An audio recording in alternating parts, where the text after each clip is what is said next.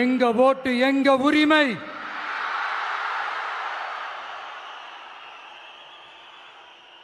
எங்களை யாரும் விலைக்கு வாங்க முடியாது.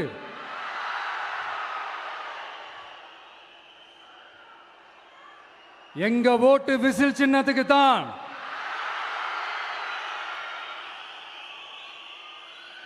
யாரையும் நம்பி ஏமாற மாட்டோம்.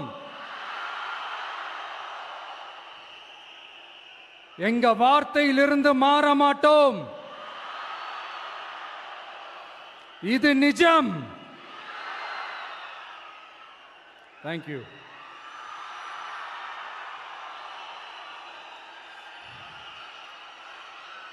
ஒரு குட்டி கதையிலிருந்து ஆரம்பிப்போமா?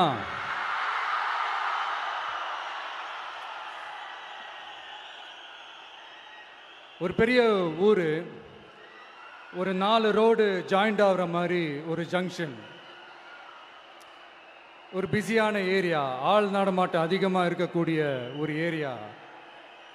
அங்கே சென்டரில் ஒரு முரட்டு ஜல்லிக்கட்டு காலை ஒன்று நின்றுட்டு இருக்குது. காலில் மண்ணை வீசிக்கிட்டு சீறிக்கிட்டு அப்படியே நின்றுட்டு இருக்குது. யாருமே பக்கத்தில் போக முடியல. அந்த இடம் ஒரு கேஷுவலாக மாறணும் அப்படின்னா அந்த காளையை அடக்கி அமைதியாக்கினா தான் மறுபடியும் ஒரு பேக் டு நார்மல் சுச்சுவேஷனுக்கு அந்த இடம் மாறும். அந்த ஊரில் இருக்கிற ஒரு சில பேருக்கு மட்டும்தான் அந்த காளை அடங்கும். அவங்க யாருமே அங்கே இல்லை. ஆனால் அந்த க்ரௌடில் இருந்த ஒரு சில பேர், ஆல்ரெடி அந்த காளையை அடக்கணங்களோடு இருந்த ஒரு சில பேர், எங்களுக்கு இல்லாத அனுபவமா? நாங்க பார்க்காத காளையா? நாங்க பார்க்காத மாடா? நாங்க போய் அடக்குறோம்னு சொல்லிட்டு உள்ள போறாங்க. ஒருத்தராலையும் அந்த காளையை தொடக்கூட முடியல. எல்லாரையும் அடிச்சு வீசி தூக்கி போட்டுருச்சு. இப்போ என்னடா பண்றது அப்படின்னு பார்க்கும்போது அந்த கூட்டத்தை விலக்கிட்டு ஒரு சின்ன பையன் ஒரு என்ட்ரி ஒன்று கொடுக்குறான். உங்களுக்கு தான் தெரியும்ல, டேய் எங்களாலே முடியல, நீ எல்லாம் என்னத்தை போய் கிழிக்க போற? எங்களுக்கு அவ்வளோ அனுபவம் இருக்குது, நாங்களே அடிபட்டு ஓரமாக படுத்து கிடக்கிறோம். இவன் விளையாட்டுத்தனமா ஏதோ பண்ணிட்டு கிடக்கிறான், பாவம் அந்த காலை கிட்ட போய் அடிபட்டு சாவ போறான். பச்சா பையன், அந்த பையன், இந்த பையன், அண்டர் எஸ்டிமேட் பண்றது, ஏளனமா பேசுறது, இப்படி ஒரு பக்கம். இன்னொரு பக்கம் பரிதாபப்பட்டு, ஐயோ பாவமே, இப்படி தனியா போய் மாட்டிக்கிட்டானே அந்த காலை கிட்ட, என்ன பண்ண போறானோ அப்படின்ட்டு ஒரு பக்கம் பரிதாபப்பட்டு பேசுறாங்க. அந்த சின்ன பையன் எதுவுமே காதலையே போட்டுக்காம 2 பாக்கெட்லையும் கையை விட்டுக்கிட்டு ஸ்டைலா கெத்தா தில்லா அப்படியே உள்ள போறான். ஒரு ஸ்டெப் எடுத்து வைக்கிறான், அந்த காலை அப்படியே சீறிக்கிட்டே நின்றுட்டு இருக்குது. இன்னொரு ஸ்டெப் எடுத்து வைக்கிறான், காலை அப்படியே சீறிக்கிட்டே முன்னாடி வருது.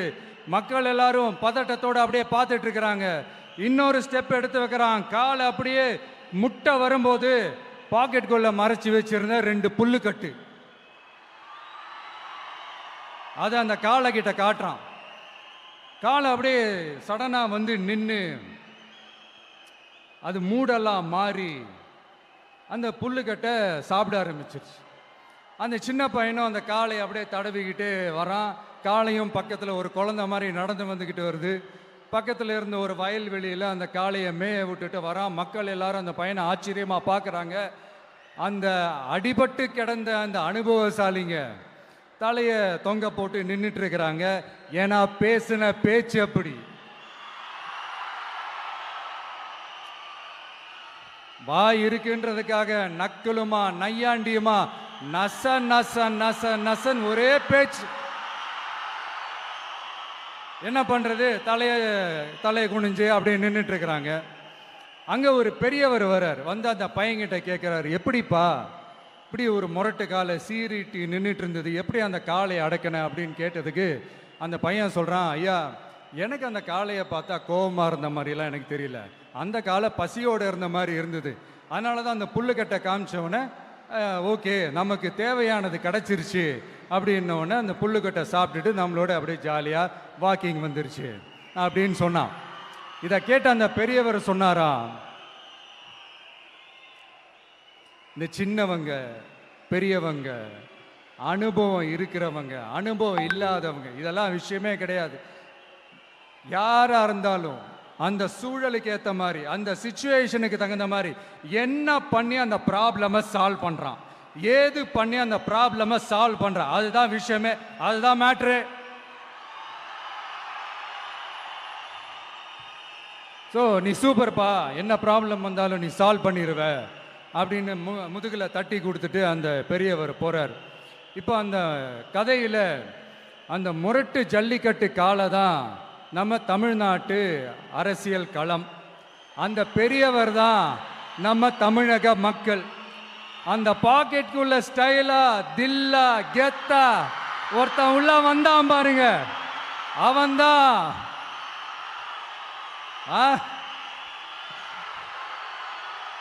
நான் இல்லைங்க, நான் இல்லை, நானு நீங்க நாம எல்லாருமா சேர்ந்து மாபெரும் மக்கள் சக்தியா இருக்கக்கூடிய நம்ம டிவிக்கு, அதுதான் அந்த சின்ன பையன்.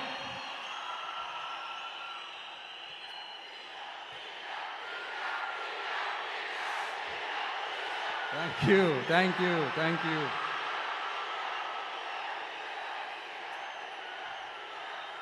மக்களை நேசிக்கிற ஒரு நல்ல தலைமை இல்லாததுனால இத்தனை வருஷமா வேற வழி இல்லாம ஸ்டாலின் சார் கொடுத்த அந்த பொய்யான வாக்குறுதிகள் எல்லாத்தையும் நம்பி ஏமாந்த நம்ம மக்களுக்கு சரியான நேரத்தில் ஒரு வெகுஜன மக்கள் இயக்கமா வந்தது தான் நம்ம டிவிக்கு.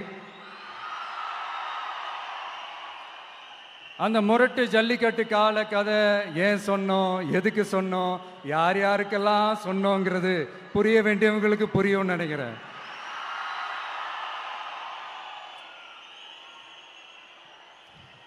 இப்போ நாம ஒவ்வொரு வீட்டில் உயிரா உணர்வா இருக்கிறோம். ஆனால் நான் உங்க எல்லாரையும் நேரில் சந்திக்கணும், நீங்க இருக்கிற ஊருக்கே உங்களை சந்திக்கணும் அப்படின்றது தான் எனக்கு மனசுல இருக்கிற ஒரு பெரிய ஆசை. ஆனா அந்த சிச்சுவேஷன் ஒரு எதிர்கட்சியா இருந்து கேள்வி கேட்டுட்டு இருக்கிற இந்த நேரத்தில் நமக்கு எதிராக என்ன சூழ்ச்சிகள்லாம் நடக்குதுன்றது உங்க எல்லாருக்குமே நல்லா தெரியும். அதனால இப்போ உங்களுக்கு ஒரு வாக்குறுதியை கொடுக்கிறேன், நம்மளுடைய ஆட்சி அமைஞ்சதும் ஒவ்வொரு கிராமத்துக்கும் நான் நேரடியா வந்து என்னுடைய சொந்தங்களாகிய உங்க எல்லாரையும் நான் சந்திக்கிறேன்.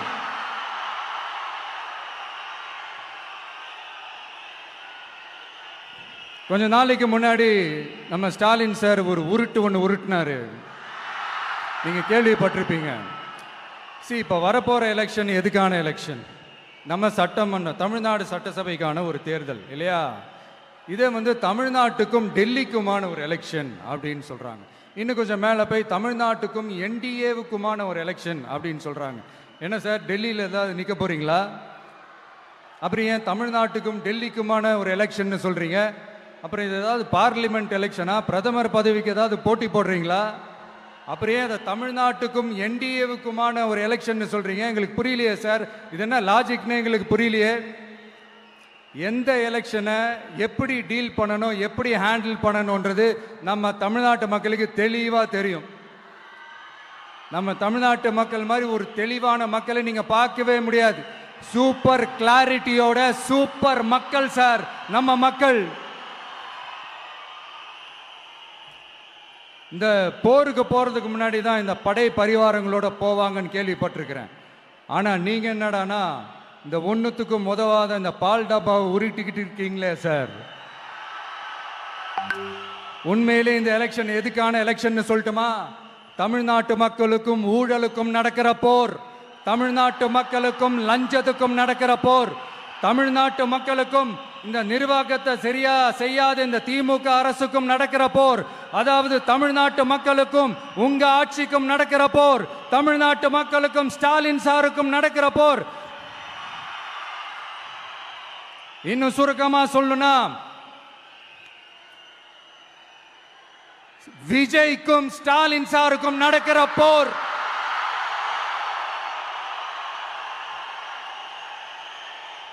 இதுக்கு நடுவுல இந்த என்டிஏ டெல்லி இதெல்லாம் என்ன லாஜிக்னே புரிய மாட்டேங்குது சார். தமிழ்நாடு தான் விஜய், இந்த விஜய் தான் தமிழ்நாடு. தூய சக்தி டிவிகேவுக்கும் தீய சக்தி டிஎம்கேவுக்கும் தான் இந்த போர்.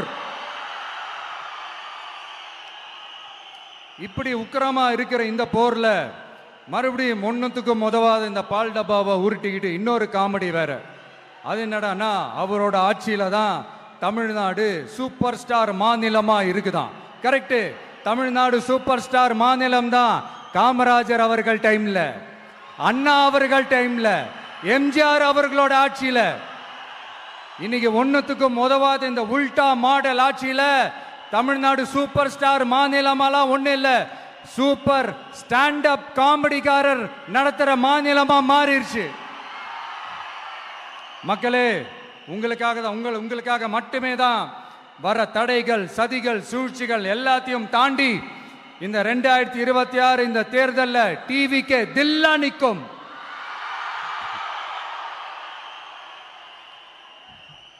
இதுவரைக்கும் நடந்த எலெக்ஷன் வேற, இப்ப நடக்க போற எலெக்ஷன் வேற. ஒவ்வொரு 5 இயர்ஸுக்கும் நடக்கிற எலெக்ஷன் மாதிரி இதை நினைச்சிடாதீங்க. 50 வருஷத்துக்கு ஒரு வாட்டி நடக்க போற ஒரு எலெக்ஷன் மாதிரி இது. அதிசய எலெக்ஷன். ஒரு எலெக்ஷன்ல அவங்களோட எதிரிகளை தான் எதிர்ப்பாங்க, அப்படிதான் எதிர்ப்பாங்க, அதுதான் யதார்த்தமும் கூட. ஆனா இந்த எலெக்ஷன்ல தான் ஒட்டுமொத்தமா எல்லாருமா சேர்ந்து ஒருத்தனை எதிர்க்கிறாங்க. ஒட்டுமொத்தமா எல்லாருமா சேர்ந்து இந்த விஜயை எதிர்க்கிறாங்க. ஏன்னா இந்த விஜய் ஊழலை எதிர்க்கிறான், லஞ்சத்தை எதிர்க்கிறான், மக்களோட மக்களா நிக்கிறான். அந்த மக்கள் அவன் கூட நிக்கிறாங்க. அந்த காண்டு எப்படி? அந்த காண்டு தான் ஒட்டுமொத்தமா எல்லாருமா சேர்ந்து ஒருத்தனை எதிர்க்க காரணம். நீங்க எப்படி வேணா எதிர்த்துக்காங்க, ஆனா போட்டி 2 பேருக்கு நடுவில் உள்ளதான். ஒண்ணு இன்னொன்னு. இந்த எலெக்ஷன் டேல மேக்சிமம் என்ன பண்ணுவீங்க? போவீங்க, ஓட்டு போடுவீங்க, வருவீங்க, அவ்வளவுதான் உங்களுடைய பார்ட்டிசிபேஷன். ஆனா இந்த எலெக்ஷன்ல நீங்க பங்கெடுத்துக்க போறீங்க. எஸ், உங்க வீட்டில் இருக்கிற ஒரு விஜய் தான், உங்க வீட்டில் இருக்கிற ஒரு விஜய் தான் வேட்பாளரா நிக்க போறாங்க. உங்க வீட்டில் நிக்கிற ஒரு வேட்பாளர்னா அப்போ உங்க வீட்டில் இருக்கிற மற்றவங்க எல்லாருமே வாக்காளர்கள் தானே. உங்க அம்மா, உங்க அப்பா, உங்க அண்ணன், உங்க தம்பி, உங்க சொந்தம் டிவிக்கே வேட்பாளர் அப்படின்னா அப்போ உங்க ஓட்டு விசில் சின்னத்துக்கு தான் எல்லாருக்குமே தெரியும். ஏன், நம்மளோட எதிரிங்களுக்கு கூட அது நல்லாவே தெரியும். அதனாலதான் நமக்கு எதிராக அவ்வளவு அவதூறு பரப்புறாங்க. என்னென்ன அவதூறு பரப்புறாங்கன்றது உங்களுக்கே நல்லா தெரியும். ஆனா அவங்களுக்கு தெரியாது, ஏன் மேல அவதூறு பரப்புனா அது மக்கள் மேல அவதூறு பரப்புற மாதிரின்னு. எனக்கு அரசியல் தெரியலன்னு சொன்னா அது மக்களுக்கு அரசியல் தெரியலன்னு சொல்ற மாதிரின்னு. என்ன அசிங்கமா பேசினா அது மக்கள் அசிங்கமா பேசுற மாதிரின்னு. எனக்கு எதிராக செய்யற ஒவ்வொரு செயலும் அது மக்களுக்கு எதிராக செய்யற செயல் அவங்களுக்கு தெரியாம போச்சு. இந்த விஜயும் மக்களும் வேறு வேறு இல்லை. இந்த விஜயும் மக்களும் ரத்தமும் சதையும் மாறி, உடலும் உயிரும் மாறி, ஒன்னிலிருந்து ஒண்ண பிரிக்கவே முடியாது. எஸ், சென்சிட்டிவான சென்டிமெண்ட், அது சென்சிட்டிவான சென்டிமெண்ட்.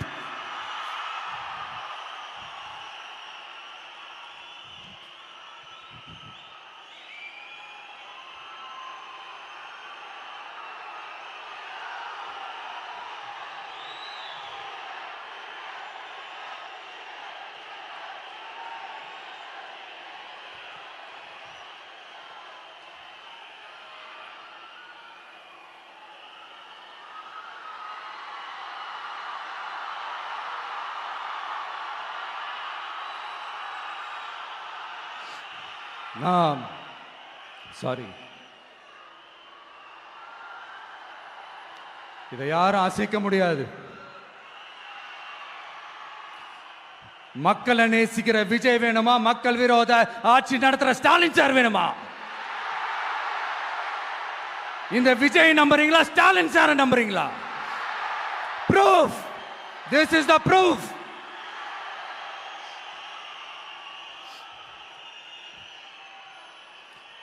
இந்த தீய சக்தி, ஊழல் சக்தி, இதெல்லாம் ஏன் சொல்றோம், எதுக்கு சொல்றோம், யாரை சொல்றோன்றதெல்லாம் மக்களுக்கு தெளிவாக தெரியும். அதே மாதிரி டிவி கேவுக்கு போட்டி டிஎம்கே தான்றதும் மக்களுக்கு தெளிவாக தெரியும். அப்படி இருக்கும்போது நாம் ஏதாவது பேசினா வாண்டடா சில பேர் வந்து வண்டியில் ஏறி உட்காந்துக்கிறாங்க. ஆமாம், வாண்டடா சில பேர் வண்டியில் ஏறி உட்காந்துக்கிட்டு குரல் கொடுக்குறாங்க. சீரியஸாக ஒரு போட்டி நடந்துக்கிட்டு இருக்கும் போது இங்கே காமெடிக்கெல்லாம் இடம் இல்லை பாஸ். இதெல்லாம் மக்களுக்கு தெளிவாக தெரியும். இந்த நேரத்தில் ஒரு சீரியஸ் கேள்வியை இன்னைக்கு இருக்கிற மிகப்பெரிய அரசியல்வாதிங்க கிட்ட கேட்கணும்னு நான் நினைக்கிறேன். நீங்க அரசியலுக்கு வர்றதுக்கு முன்னாடி உங்ககிட்ட இருந்த சொத்து எவ்வளோ? அரசியலுக்கு வந்ததுக்கு அப்புறம் இன்னைக்கு உங்ககிட்ட இருக்கிற சொத்து எவ்வளோ? அதை ஓப்பனா டிக்ளேர் பண்ண முடியுமா? அப்படி வந்த காசெல்லாம் என்னென்ன தொழில் செஞ்சு வந்துச்சு, என்ன வேலை செஞ்சு வந்துச்சு, உண்மையிலே நீங்க உழைச்சி சம்பாதிச்ச காசா, இல்ல ஆட்சி அதிகாரத்துக்கு வந்ததுக்கு அப்புறம் ஆட்டைய போட்ட காசா? இதெல்லாம் ஓப்பனா டிக்ளேர் பண்ண முடியுமா? இதெல்லாம் நம்ம கேட்டா எல்லா ஊழல்வாதிகளும் ஒன்னா சேர்ந்து நம்ம மேல சேத்தவாரி வீசுவாங்க. அதை பத்திலாம் நமக்கு கவலை இல்லை. ஏன்னா நாம யாருன்னு மக்களுக்கு நல்லாவே தெரியும். எனக்கு ஒரு புது ஃப்ரெண்டு, புது நண்பர் ஒருத்தர் கிடைச்சிருக்காரு. யார் தெரியுமா? தெரியாதா? முதல்வர் அவர்கள் தான். இப்போ ஒரு நிருபர் ஒருத்தர் கேட்ட கேள்விக்கு எனக்கு எதிரிகள்லாம் யாரும் இல்லை, அவங்க எல்லாருமே எனக்கு நண்பர்கள் தான் அப்படின்னு சொன்னாங்களே. அப்படி நாங்கெல்லாம் உங்களுக்கு நண்பர்கள்னா அப்புறம் ஏன் சார் கரூர் விஷயத்துல ஏன் மேல பழி தூக்கி போட்டீங்க?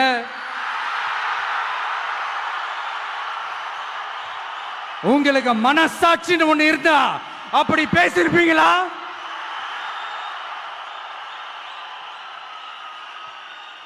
அப்படி நாங்களாம் உங்களுக்கு நண்பர்கள்னா ஒரு ஈவெண்ட், ஒரு ஃபங்க்ஷன் நடத்துறதுக்கு ஒரு இடமோ ஒரு பர்மிஷனோ ஏன் கொடுக்க மாட்டேன்றீங்க?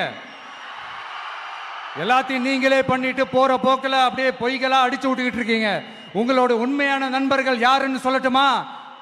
லஞ்சம், ஊழல், அரசியல் ஆதாயம், இதெல்லாம் தான் உங்களோட உண்மையான நண்பர்கள். பர்சனலா நீங்க எப்படி வேணா இருந்துக்கங்க சார், நமக்கு அதை பத்தி கவலை இல்லை, நமக்கு அது அவசியமும் இல்லை. ஆனா உங்க ஆட்சி தான் தப்பான ஆட்சி, தமிழ்நாட்டுக்கு தேவையில்லாத ஆட்சி. கொஞ்ச நாளைக்கு முன்னாடி கற்பனையா ஒரு விஷயம் ஒன்று சொன்னேன். இந்த முதல்வர் கூட விசில் சின்னத்துக்கு தான் வாக்களிப்பாரு அப்படின்ட்டு கற்பனையா ஒன்று சொன்னேன். ஆனா இன்னைக்கு நிஜமாவே நமக்கு ஆதரவா ஒரு கோஷத்தை எழுப்பியிருக்கிறாங்க. அது என்ன தெரியுமா? எங்க வாக்கு சாவடி வெற்றி வாக்கு சாவடியா. அதுக்கு அர்த்தம் என்ன தெரியுமா? எங்க வாக்கு சாவடி விஜய் வாக்கு சாவடின்னு அர்த்தம்.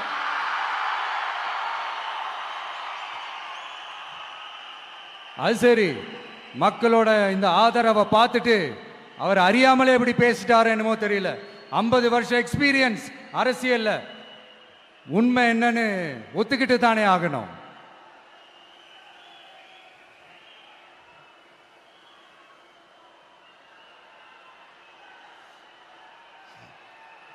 ஜனநாயகம்ங்கிறது பெரும்பான்மை ஆட்சி அதிகாரம் சார்ந்தது மட்டும் இல்லை, சிறுபான்மை மக்களின் உரிமைகள் உணர்வுகளும் புனிதம்னு நினைச்சு அதையெல்லாம் காப்பதற்கு பெயர் தான் ஜனநாயகம்னு 1963 அறிஞர் அண்ணா பார்லிமெண்ட்ல பேசினதை நாம இங்க சொல்றது ரொம்ப பொருத்தமா இருக்கும்.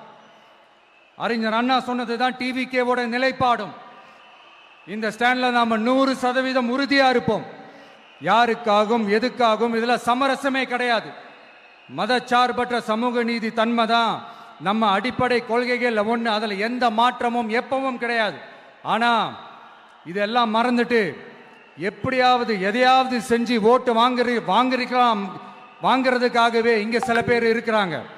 அவங்கள மாதிரி நமக்கு அப்படி சில பிரச்சனைகள்ல எரியற நெருப்புல எண்ணெய ஊத்துற எண்ணமே இல்ல.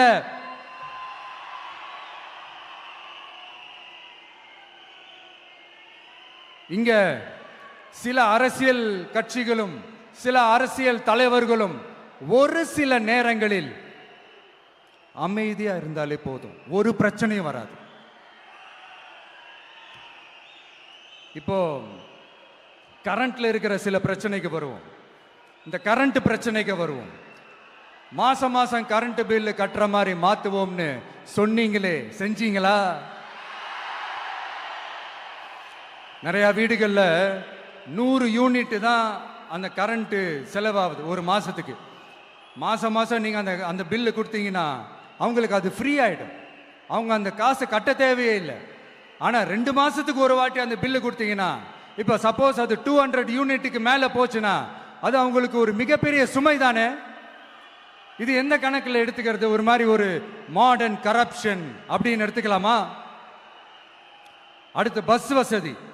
நிறைய கிராமங்கள்ல பஸ் வசதி இல்லைன்னு சொன்னா இந்த ஒட்டுமொத்த திமுக அரசும் கத்திக்கிட்டு வந்துருவாங்க. நாங்க பஸ் விடாத கிராமங்களே இல்லை அப்படின்னு சொல்லுவாங்க.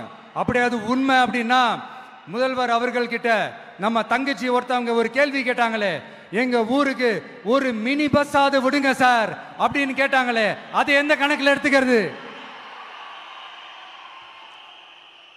நிறைய மலை கிராமங்கள்ல பஸ் வசதி இல்லை, நிறைய மலை கிராமங்கள்ல ஹாஸ்பிட்டல் வசதி இல்லை. இது ரெண்டுமே எவ்வளவு முக்கியமான ஒரு விஷயங்கள். பஸ் வசதியும் ஹாஸ்பிட்டல் வசதியும் இல்லாததுனால வீட்டிலேயே பிரசவம் பார்க்கிற அந்த ஆபத்து இருக்குதுன்னு எவ்வளவு நியூஸ் பார்க்கிறோம். இதெல்லாம் எந்த கணக்கில் சேர்த்துக்கிறது? அடுத்து இது எல்லா மீட்டிங்லயும் பேசுறதுதான், பெண்களுக்கு பாதுகாப்பு நம்பர் 1 இருக்குது தமிழ்நாட்டில் அப்படின்னு சொல்றாங்க. அப்புறம் அது என்ன, வி சேஃப் மாடலா? பெண்கள் என்ன சொல்றாங்க தெரியுமா? அது வி சேஃப் மாடல் இல்ல, வி ஆர் நாட் சேஃப் மாடல்னு சொல்றாங்க. இப்படி இருக்கிறப்போ தமிழ்நாட்டில் எங்க போனாலும் பெண்களுக்கு பாதுகாப்பு அப்படியே கொட்டி கிடக்குதான். இப்படி சொன்னா எப்படி சார்? கேட்கிறவங்க என்ன கேசரி சாப்பிடுறாங்க நினைச்சீங்களா?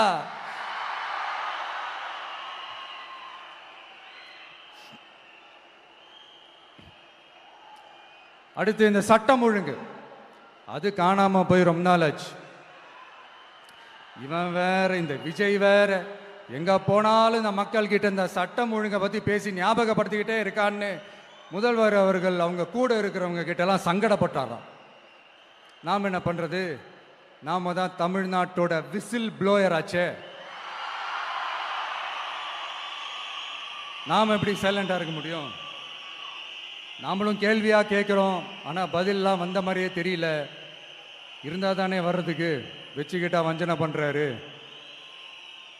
5 வருஷமா பதிலே சொல்லாம அப்படியே கடந்து வந்துட்டாரு. ஆனா இனிமே அப்படிலாம் இருக்க முடியாது, பதில் சொல்லி ஆகணும். மக்களே, இந்த தீய சக்தி, இந்த அட்ராசிட்டிய ஒரு எண்டு கார்டு போடணும் அப்படின்னா அவங்கள சுவிட்ச் ஆஃப் பண்றது தான் ஒரே சொல்யூஷன். அதுக்கான ரிமோட் தான் வரப்போற எலெக்ஷன். அந்த ரிமோட்ல நீங்க அழுத்த வேண்டியது ஒரே ஒரு ஆப்ஷன், அதுதான் நம்ம விசில் சின்னத்தோட பட்டன். இத 4 விஷயத்தை நீங்க செஞ்சாலே போதும். ஒவ்வொரு இவிஎம் மெஷின்லயும் விசில் சின்னத்துக்கு நேரா இருக்கிற அந்த பட்டனை பச்சக்கு பச்சக்கு பச்சக்குன்னு ஒரு அழுத்துங்க. எப்படி? அவ்வளவுதான். நாம காஞ்சிபுரத்தில் பேசும்போது நம்மளுடைய விஷன் என்னன்னு சொன்னோம். இப்போ அதனுடைய கண்டினியூஷனா சில விஷயங்கள் இங்க நான் சொல்லணும்னு ஆசைப்படுறேன். இப்பவும் சொல்றேன், உறுதியா சொல்றேன், சத்தியமா சொல்றேன். பெண்கள், பெண் குழந்தைகள், ஆண் குழந்தைகள் பாதுகாப்பு நம்ம ஆட்சியில நம்பர் 1 இருக்கும். சட்டம் ஒழுங்கு ரொம்ப ரொம்ப ஸ்ட்ரிக்டா இருக்கும். அரசு பள்ளிக்கூடங்களும் கல்லூரிகளும் முதல் தரமா இருக்கும். போட்டி தேர்வுகளுக்குன்னு லட்சங்களை கொட்டி தனி கோச்சிங் சென்டர் போய் படிக்க அவசியமே இருக்காது. ஏன்னா கவர்மெண்ட் ஸ்கூல், காலேஜ் சிலபஸே போட்டி தேர்வுகளை ஈஸியா சந்திக்கிற வகையில் அந்த ஸ்டாண்டர்டுக்கு ஏத்த மாதிரி அமைக்கப்படும். உயர்நிலை பள்ளி பாடத்திட்டங்களிலேயே அடிப்படை அரசியல் சாசன சட்டம் சேர்க்கப்படும். மாநில மற்றும் ஒன்றிய அரசு அலுவலகங்கள், வங்கிகளின் செயல்பாடுகள் மற்றும் அவற்றை அணுகும் முறை குறித்து மாணவர்களுக்கு தெளிவான புரிதலை ஏற்படுத்தும் வகையில் தேர்வுகள் அற்ற செயல்முறை பாடமாக கற்பிக்கப்படும். இந்தியா முழுக்க உள்ள ஒன்றிய அரசு சார்ந்த கல்வி நிலையங்கள் மற்றும் அதன் சேர்க்கை அட்மிஷன் குறித்து புரிதலும் தெளிவும் மாணவர்களுக்கு உருவாக்கப்படும். அனைத்து அரசு பள்ளிகளிலும் பெண் குழந்தைகளுக்கு சுத்தமான, சுகாதாரமான மற்றும் தரமான கதவுகள் பொருத்தப்பட்ட ரெஸ்ட் ரூம்கள் அமைப்பது உறுதி செய்யப்படும். போதைப் பொருட்கள் இல்லாத தமிழகம் உருவாக்கப்படும். மாவட்ட கலெக்டர்கள் மற்றும் எஸ்பிக்களில் சரி பாதி பெண்களாக இருக்கும்படி செய்வோம். மலை கிராமங்களில் அரசு ஆரம்ப சுகாதார நிலையங்கள் பிரசவம் பார்க்கும் வசதியுடன் அமைக்கப்படும். பஸ் போக்குவரத்து இல்லாத கிராமங்கள் மற்றும் மலை கிராமங்களே இல்லை என்ற நிலை உருவாக்கப்படும். ஏற்கனவே அமைப்பு சாரா தொழிலாளர்கள் அமைப்பு இருந்தாலும் ஆட்டோ, டாக்ஸி மற்றும் லாரி டிரைவர்களுக்கென அவர்களின் நலன்களுக்காகவும் குடும்ப நலன்களுக்காகவும் தனியாக நல வாரியம் அமைக்கப்படும். தென் தமிழகம் உட்பட தமிழகத்தின் தேவையான பகுதிகளில் தொழிற்சாலைகள் அமைக்கவும் தொழில் வளம் பெருக்கவும் தனி கவனம் செலுத்தப்படும். விவசாயிகள், மீனவர்கள் மற்றும் நெசவாளர்களின் கருத்துக்களை அறிந்து அவர்களுக்கான திட்டங்கள் காலத்தின் தேவைக்கேற்ப உருவாக்கப்படும். இப்போ நம்ம ஸ்டாலின் சார் அறிவாலயம் பக்கத்தில் யாரு நடந்து போனாலும், அறிவாலயம் பக்கத்தில் யாரு நிழலுக்கு ஒதுங்கினாலும் கூட்டணியில சேர்த்துக்கிறாரு. அந்த கொள்ளையடிச்சிருக்கிற வச்சிருக்கிற பணத்தில் ஒரு பங்கு ஒன்று கொடுத்து, இந்த அதுக்கு பேர் கல்லாப்பெட்டி கூட்டணின்னு வச்சிருக்கிறேன். அந்த கல்லாப்பெட்டி கூட்டணியை ரொம்ப கஷ்டப்பட்டு சேர்த்திருக்கிறார். ஆனால் அவருக்கு நான் சொல்றேன், இந்த அறத பழைய கூட்டணி கணக்குகளோ இந்த கொள்ளையடிச்ச பணத்தையே வச்சு எங்க மக்களை ஏமாத்தி எல்லாம் ஜெயிக்க முடியாது. ஏன்னா இது மாபெரும் மக்கள் சக்தியான வித்தியாசமான விசில் புரட்சி எலெக்ஷன்.